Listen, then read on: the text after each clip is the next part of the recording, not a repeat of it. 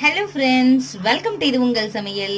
இன்னைக்கு கடைகள் எல்லாம் கிடைக்கும் இல்லையா, அதுவும் ஸ்பெஷலா ரோட்டு கடையில கிடைக்கும் இல்ல சூப்பரான மசாலா பூரி. அதை நம்ம வீட்டில் இருக்கிற பொருட்களை வச்சே செஞ்சிடலாம். இதுக்கு ஸ்பெஷலா மசாலா கடையில போய் வாங்குற பவுடர் எல்லாம் போடணும் அப்படின்லாம் அவசியம் இல்லை. நம்ம வீட்டில் இருக்கிற பொருள் மட்டுமே போதும், ரொம்ப ஈஸியா டேஸ்டியா செஞ்சிடலாம். சரி வாங்க எப்படி செய்யலாம் அப்படின்னு சொல்லிட்டு வீடியோக்குள்ள போயிட்டு சட்டுன்னு பாத்திரலாம். அதுக்கு முன்னாடி நம்ம சேனல்ல நீங்க ஃபர்ஸ்ட் டைம் பாக்குறீங்க அப்படின்னா சப்ஸ்கிரைப் பண்ணல அப்படின்னா சப்ஸ்கிரைப் பண்ணி வச்சுக்கோங்க. அப்படியே பக்கத்துல உள்ள பெல் பட்டனையும் கிளிக் பண்ணிட்டு ஆல்னு போட்டு வச்சுக்கோங்க. நான் போடுற எல்லா வீடியோவும் நீங்க பார்க்க தேவையில்லை, உங்க செல்ல தேடியே வரும். ஓகே ஃப்ரெண்ட்ஸ், வாங்க எப்படின்னு பாத்துடலாம். மசாலா பூரி பண்றதுக்கு ஃபர்ஸ்ட் மெயினான இன்கிரியன்ட்டே என்ன அப்படின்னு பார்த்தோம்னா பட்டாணி தான். இதுல ரெண்டு கலர் இருக்குல்ல, மஞ்சள் பட்டாணி அப்புறம் பச்சை கலர்ல இருக்கும். ஸோ ரெண்டுல எதுனாலும் நீங்க எடுத்துக்கலாம். நான் இன்னைக்கு இந்த மஞ்சள் கலர் பட்டாணி தான் எடுத்துருக்கிறேன்.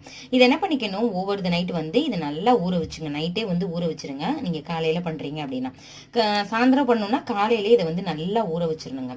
ஊற வச்சுட்டு இது என்ன பண்ண போறோம்னா ஒரு 3 விசில் வச்சு எடுக்க போறோம். இதை மட்டும் நம்ம விசில் வைக்க போறது இல்ல. இது கூடவே ஒரே ஒரு உருளைக்கிழங்கு நல்ல ஸ்கின் எல்லாமே எடுத்துட்டு இதோட சேர்த்து நம்ம வேக வச்சிட்டோம் அப்படின்னா உங்களுக்கு நல்லா பைண்ட் பண்ணி கிடைக்கும், டேஸ்டும் நல்லா இருக்கும். இதுக்கு தேவையான அளவு 1/2 டீஸ்பூன் மட்டும் உப்பை மட்டும் சேர்த்துட்டு 3 விசில் வச்சு எடுத்ததுக்கு அப்புறம் என்ன செய்யலாம் அப்படின்னு பார்க்கலாம். விசில் வர்ற கேப்ல நம்ம மசாலா ரெடி பண்ணிடலாம். அதுக்கு ஒரு பெரிய சைஸ் வெங்காயம் எடுத்துக்கலாம். நான் சொல்றது எல்லாமே பாத்தீங்கன்னா 1/4 கிலோ பட்டாணிக்கு கரெக்டா இருக்குங்க. ஒரு 250 கிராம்ல இருந்து 300 கிராம் அளவு பட்டாணி நீங்க போட்டிருந்தீங்க அப்படின்னா சரியா வரும். ஒரு நாட்டு தக்காளி எடுத்துக்கலாம். அப்புறம் 1 இன்ச் அளவுக்கு இஞ்சி, ஒரு 2 பல் பூண்டு. இது கூட ஒரு ஃப்ளேவருக்காக கொஞ்சமா சோம்பு சேர்த்துக்கலாம். 1/2 டீஸ்பூன் தான் சோம்பு சேர்த்துட்டு கொஞ்சமா தண்ணி சேர்த்து நல்லா நைஸ் பேஸ்டா அரைச்சிக்கலாம். இதுல காரத்துக்கு பச்சை மிளகாய் நீங்க தேவைப்பட்டா சேர்த்துக்கோங்க, ரொம்ப காரம் ஆயிடும் அப்படின்றதுனால நான் இப்ப சேர்க்கலாம். லாஸ்ட் நம்ம பவுடர் சேர்த்துக்கலாம், ரெட் சில்லி பவுடர் சேர்த்துக்கலாம். அதனால இப்ப நான் அரைச்சு வச்சுக்கலாம். அதை ஃபர்ஸ்ட் நல்லா நைஸா அரைச்சாச்சுங்க. இப்போ பட்டாணி எந்த அளவு வெந்திருக்குன்னு பார்க்கலாம். அடுப்புல ஒரு கடாய் வச்சுக்கலாம். வச்சுட்டதுல 2 டீஸ்பூன் எண்ணெய் சேர்த்துக்குங்க. இதுல கொஞ்சமா கடுகு சேர்த்துக்கலாம், கொஞ்சமா சீரகம் சேர்த்துக்கோங்க. ரெண்டுமே 1/2 டீஸ்பூன் தான் இருக்கும். சேர்த்துட்டு பொரிஞ்சிடட்டும். இப்ப நம்ம அரைச்சு வச்சிருக்கோம் இல்லையா, இஞ்சி பூண்டு வெங்காயம் தக்காளின்னு, இதை இதுல சேர்த்துக்கலாம். இந்த எண்ணெயிலேயே இது பச்சை வாசனை போகும்பொழுது நல்ல ஒரு ஃப்ளேவரா இருக்கும். நல்லா அதை மிக்ஸ் பண்ணி விடுங்க. மிக்சி ஜார்ல ஊட்டி இருக்கிறத கொஞ்சமா தண்ணி சேர்த்து இதுல சேர்த்துக்கலாம்.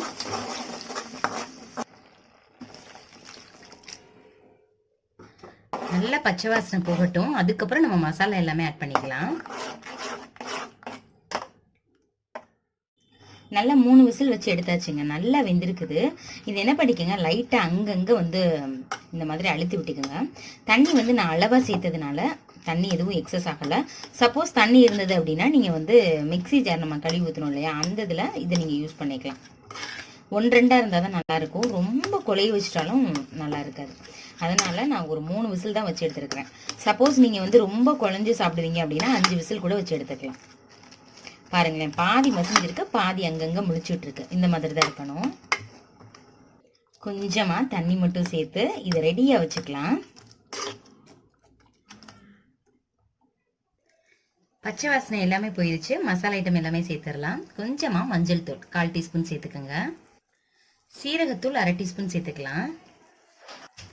மல்லித்தூள் 1/2 டீஸ்பூன் சேர்த்துக்கலாம். உங்க காரத்துக்கு தகுந்தாப்புல மிளகாய் தூள் சேர்த்துக்கோங்க. நான் 1 டீஸ்பூன் சேர்த்துக்கிறேன். கரம் மசாலா 1 டீஸ்பூன் சேர்த்துக்கலாம். கொஞ்சமா பெருங்காயத்தூள் சேர்த்துக்கலாம். பட்டாணி இதெல்லாம் சேர்த்துருக்கோம் இல்லையா, அதனால பெருங்காயத்தூள் சேர்த்துட்டு இதை நல்லா மிக்ஸ் பண்ணி விடுங்க. இன்னும் உப்பு சேர்க்கல. ஃபர்ஸ்ட் இதை மிக்ஸ் பண்ணிக்கலாம். நல்லா கொதிக்கட்டும். நம்ம சேர்த்துருக்க எல்லாமே பச்சை வாசனை போகணும், போயிட்டு டேஸ்ட் கொடுக்கணும். அதனால கொஞ்சம் நேரம் வெயிட் பண்ணுங்க. உங்களுக்கு அடிப்பிடிக்கிற மாதிரி இருந்துச்சு அப்படின்னா கொஞ்சமா தண்ணி கூட சேர்த்துக்கலாம். இந்த கன்சிஸ்டன்சி கரெக்டா இருக்கும். நான் இதை அப்படியே விட்டுட்டு ஒரு 2 நிமிஷம் கழிச்சு இது எப்படி இருக்கு அப்படின்னு பார்க்கலாம். இப்போ நம்ம வேக வச்ச பட்டாணி உருளைக்கிழங்கு இதுல சேர்த்துடலாம். கொஞ்சம் தண்ணி சேர்த்துட்டு இதுல சேர்த்துக்கலாம். கொஞ்சமா தண்ணி மட்டும் சேர்த்துங்க. இப்போ இதுல சேர்த்துட்டோம்னா உப்பு மட்டும் பார்த்துட்டு சேர்த்துக்கலாம். ஏன்னா பட்டாணியில நம்ம வேக போடும்போது உப்பு சேர்த்துருக்குறோம். இப்போ நல்லா இதை மிக்ஸ் பண்ணி விடுங்க. உங்களுக்கு காரம் இதெல்லாம் வந்து தேவைப்பட்டுச்சுன்னா செக் பண்ணி பார்த்துக்கோங்க, தேவைப்பட்டா சேர்த்துக்கோங்க.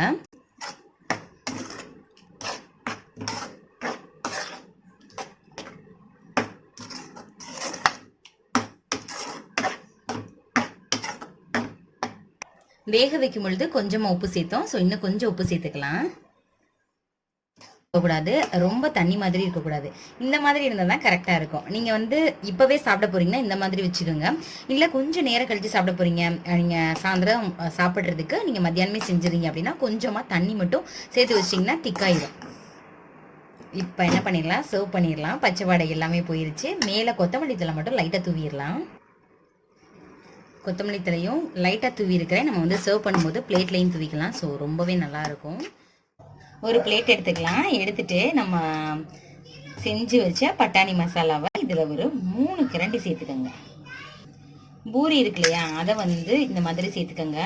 இது வந்து எப்படி செய்யணும் அப்படின்னு சொல்லிட்டு பானிபூரி நம்ம லாஸ்ட் வீக் தான் போட்டோம். அதனோட லிங்க் நீங்கள் பார்க்கல, உங்களுக்கு தேவைப்பட்டுச்சுன்னா வந்து டெஸ்கிரிப்ஷன் பாக்ஸில் லிங்க் தரேன், அங்கே போய் பாருங்கள் இந்த பூரி எப்படி செய்யணும் அப்படின்னு சொல்லிட்டு. இது வந்து நான் கடைகளில் வந்து மைதாலையும் ரவையிலையும் செய்வாங்க.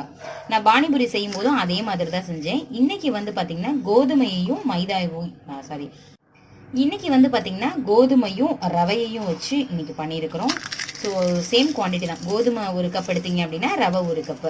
அதை நல்லா கொஞ்சம் தண்ணி ஊற்றி உப்பு போட்டு பிசைஞ்சிட்டு பொரிச்சு எடுத்தீங்கன்னா இந்த மாதிரி உங்களுக்கும் மொறுன்னு வந்துடும். இதுக்கு ஷேப் வந்து அவசியம் இல்லை, ரவுண்ட் ஷேப்பில் வரணும் அப்படின்னு அவசியம் இல்லை. சப்பாத்தி மாதிரி நீங்கள் தேய்ச்சிட்டு ஸ்கொயராக கட் பண்ணிக்கலாம். இது மேலேயும் லைட்டாக ஒரு கரண்டியை இந்த மாதிரி ஊற்றிடுங்க. என்னதான் வந்து ஃபுல்லாக ப்ரிப்பேர் பண்ணணும், லாஸ்ட்டு கொஞ்சம் பச்சை வெங்காயம் சேர்த்தா தான் டேஸ்ட்டு ரொம்பவே நல்லாயிருக்கும். ஸோ பச்சை வெங்காயம் ஒரு கை நிறைய எடுத்து சேர்த்துக்கோங்க. அப்புறம் கொஞ்சமாக தக்காளி, ரொம்ப போடணும்னு அவசியம் இல்லை, லைட்டாக சேர்த்துக்கோங்க. கொஞ்சம் தான் நான் சேர்த்துருக்கிறேன். இதில் கொஞ்சமாக மேலே ஓமப்பொடி சேர்த்துக்கலாம். இதையும் நம்ம வீட்டிலையே ஒரு 5 நிமிஷத்தில் செஞ்சிடலாம். இதனோட லிங்க்குமே தேவைப்பட்டா போய் பாருங்க. இதெல்லாம் சேர்த்தாதாங்க கடையில் கிடைக்கிற போது எக்ஸாக்டா அதே மாதிரி இருக்கும்.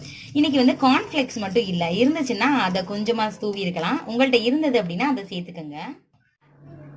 எல்லாமே முடிஞ்சுங்க. உங்கள்கிட்ட சாட் மசாலா அந்த ஃப்ளேவர் உங்களுக்கு பிடிக்கும் அப்படின்னா மேலாப்புல சாட் மசாலா தூவிக்கலாம். அவ்வளோதான். ரொம்ப ரொம்ப டேஸ்டியா நம்ம ரோட்டு கடையில் கிடைக்கும் இல்லையா, அதே மாதிரியே நம்மளும் வீட்லேயே செஞ்சாச்சு. நீங்களும் இதே மாதிரியே செஞ்சு பாருங்க. செஞ்சு பார்த்துட்டு எப்படி இருந்துச்சு அப்படின்னு சொல்லிட்டு கமெண்ட் பண்ணுங்க. உங்க ஃப்ரெண்ட்ஸ் அண்ட் ரிலேட்டிவ்ஸ் கூட ஷேர் பண்ணுங்க. இந்த வீடியோ உங்களுக்கு பிடிச்சிருக்கும்னு நினைக்கிறேன். பிடிச்சிருந்துச்சுன்னா இது உங்கள் சமையலுக்கு சப்ஸ்கிரைப் பண்ணுங்க, லைக் பண்ணுங்க. இதே மாதிரி நிறைய வீடியோஸ் நம்ம சேனல்ல ஏற்கனவே போட்டாச்சு. நீங்க பார்க்கல அப்படின்னா டெஸ்கிரிப்ஷன் பாக்ஸ்ல லிங்க் தரேன், அங்க போய் பாருங்க. இதே மாதிரி இன்னொரு இன்ட்ரெஸ்டிங்கான வீடியோல பார்க்கலாம். Thank you friends, by.